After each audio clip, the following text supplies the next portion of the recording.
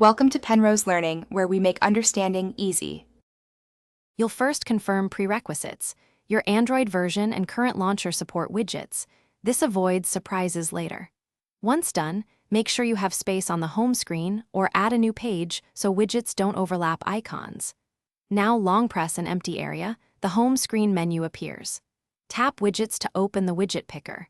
You're starting the process immediately because accessing the picker is required to place any widget, and it reveals available sizes and app-specific options. You'll select an app and size by expanding its entry. Apps often provide multiple layouts, so pick the one that fits your need. Next, long press the widget, drag it onto the target home screen cell, and drop when the grid highlights. That places it. If it supports resizing, touch and hold the widget and drag the handles to adjust width or height. Make sure to leave space for icons. Resizing changes how much data or controls the widget displays.